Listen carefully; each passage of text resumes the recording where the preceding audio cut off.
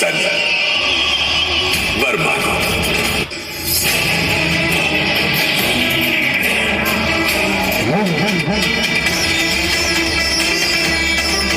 ओम ब्रह्मदेवाय नमः। ओम ब्रह्मदेवाय नमः। ओम ब्रह्मदेवाय नमः। तुम्हारी तपस्या पूरी हुई महिषासुर।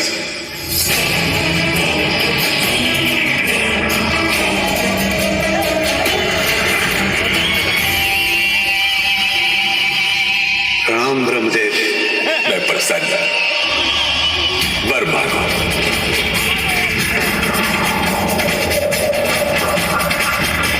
यदि आपको प्रसन्न करने के बाद भी कोई साधारण वरदान मांग लिया तो फिर इतने वर्षों की कठोर तपस्या का क्या लाभ। इसलिए मुझे केवल एक ही वरदान प्रदान कीजिए। अमरता का वरदान, अमरता का वरदान।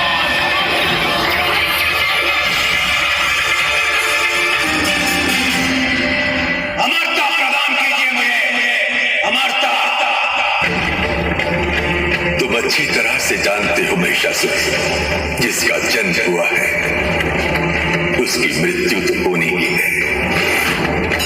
अमरता विधि के विधान के विरुद्ध है। इसे छोड़कर और कोई भी वरदान मांग लो, मैं सहर्ष दूंगा।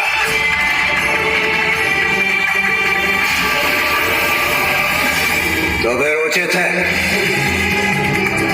मुझे ये वरदान दीजिए कि कोई भी देवता, यक्ष, गंधर्व, किन्नर, कोई भी पशु पक्षी, किसी भी प्रजाति का कोई भी पुरुष मेरा वध न कर सके। और जहां तक स्त्री का प्रश्न उठता है, स्त्री तो मात्र स्त्री होती है। उसके जन्म का तो एकमात्र उद्देश्य होता है पुरुष की चाकरी करना। पुरुष स्वामी होता है और स्त्री मात्र दासी। भला एक अबला और दुर्बल स्त्री मेरा क्या बिगाड़ सकती है?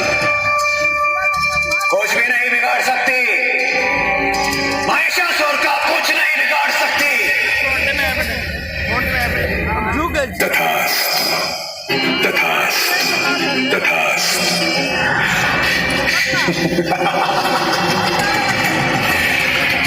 मरता।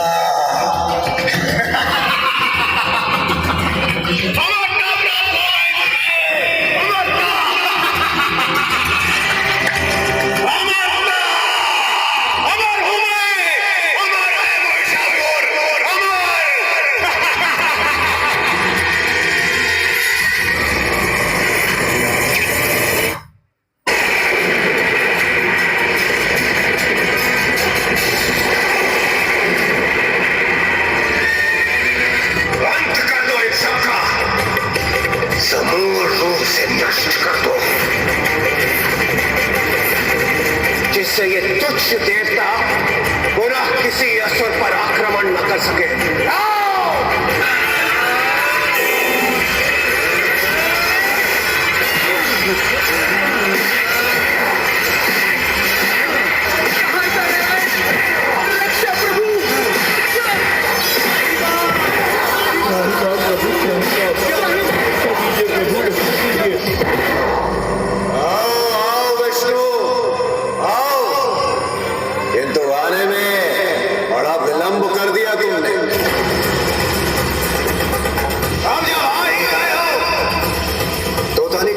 भी कर दिखा ही दो।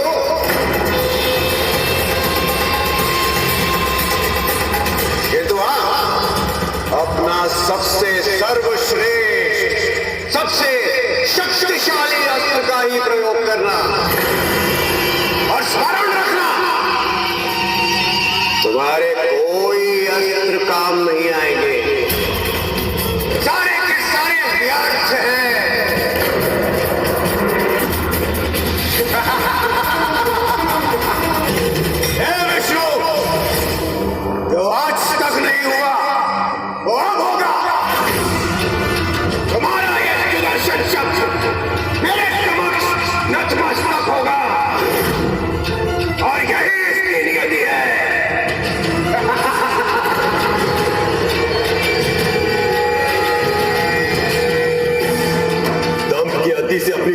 बुद्धि भी खो चुके हो तुम।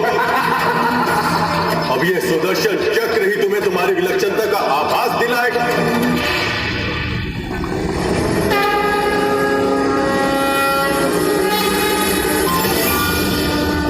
चाहिए सखा,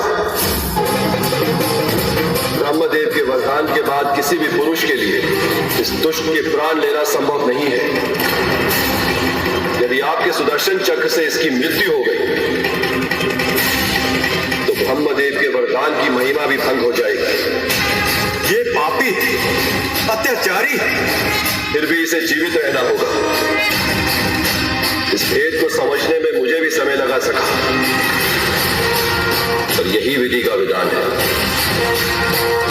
इस पापी की मृत्यु केवल देवी पार्वती के हाथों ही होगी। इस पापी की मृत्यु केवल देवी पार्वती के हाथों ही होगी।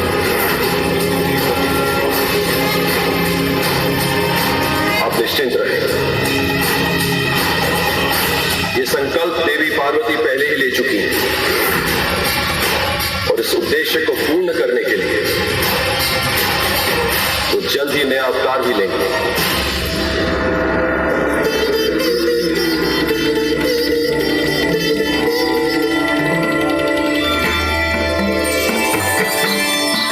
लीला देखने की प्रतीक्षा मुझे भी रहेगी सखा।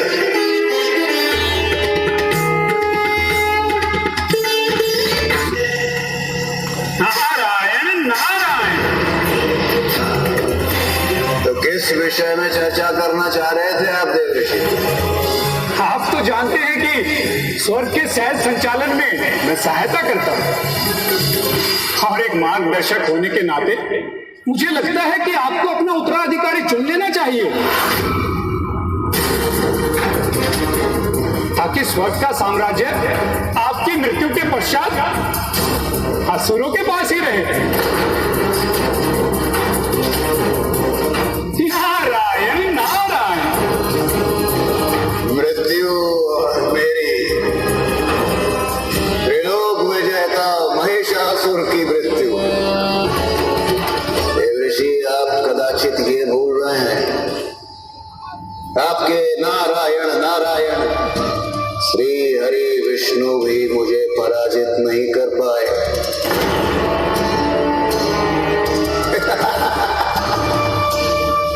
कौन मारेगा मुझे? कौन मारेगा? कात्यायन कात्यायन कात्यायन।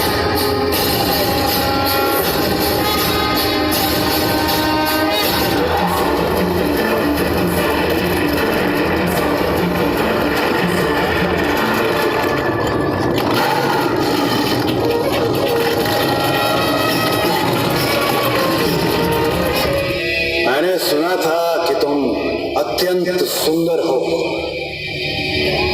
तुम्हारे केश मेघों की तरह घने हैं, तुम्हारे नयन कमल के पुष्प की तरह और सौंदर्य से परिपूर्ण। मेरे हृदय में जो तुम्हारे सौंदर्य की कल्पना की छवि थी, तुम्हारे वास्तविक रूप के समक्ष वो कुछ भी नहीं है, कुछ भी नहीं। विधाता ने तुम्हें ऐसा अद्वितीय सौंदर्य रणभूमि में व्यर्थ करने के लिए नहीं दिया, बल्कि मेरे सिंहासन की शोभा बढ़ाने के लिए दिया है। यदि तुम्हारी यही इच्छा है तो फिर इतनी बातें क्यों कर रहे हो? मुझसे युद्ध करके मुझे पराजित क्यों नहीं करते? यदि मुझसे विवाह करना है तो मेरी शर्त का पालन तो करना ही होगा।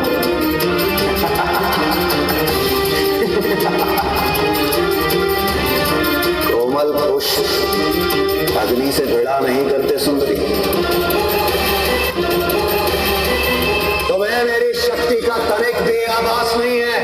इतना शक्तिशाली हूं मैं, सर्वश्रेष्ठ महिषासुर।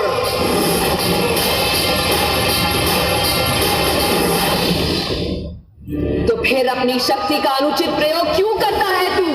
क्यों स्त्रियों का हरण करता है, उन्हें सताता है और फिर उनके साथ दुराचार करता है? अरे मूर्ख, स्त्रियों का अपमान करते समय तुझे इतना भी स्मरण नहीं रहता कि तू खुद एक स्त्री से ही जन्मा हुआ है। हे अज्ञानी, जो मातृ भक्ति का अपमान करता है वो माता के हाथों ही मारा जाता है। तू भी मारा जाएगा।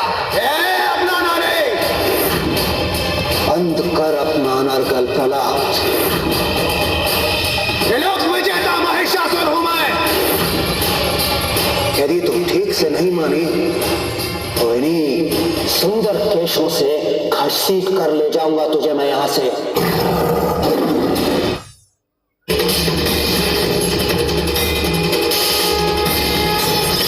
ले तलवार उठा महिषासुर और अपने पापों के दंड भोगने के लिए तैयार हो जा।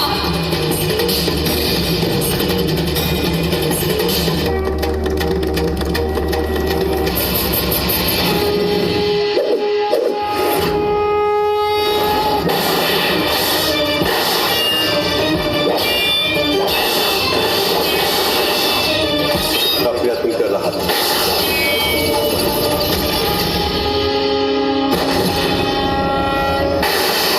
रुक जा।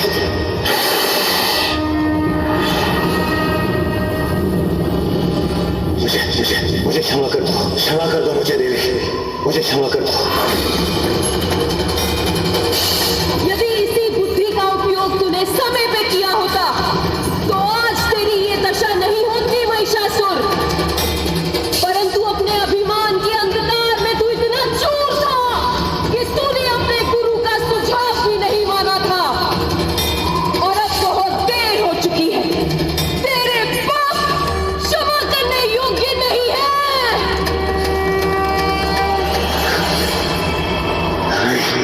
रुको।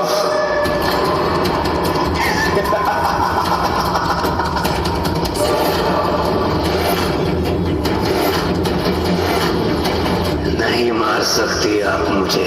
मुझे ब्रह्मदेव का वरदान प्राप्त है। कोई नहीं मार सकता मुझे। महिषासुर को कोई नहीं मार सकता। तूने अपनी मृत्यु स्वयं चुनी है दुष्ट। स्मरण कर, क्या कहा था तूने वरदान मांगते समय? कि कोई भी देवता, यक्ष, गंधर्व, किन्नर, कोई भी पशु पक्षी, किसी भी प्रजाति का कोई भी पुरुष मेरा वध न कर सके। आज मृत्यु के भय से तू क्षमा मांग रहा है, पर तुझ जैसे घनघोर पापी को क्षमा करना मेरे अन्य संतानों के साथ अत्याचार करना होगा। और मैं उनके साथ अत्याचार नहीं करूंगी। मैं करूंगी तेरा संहार।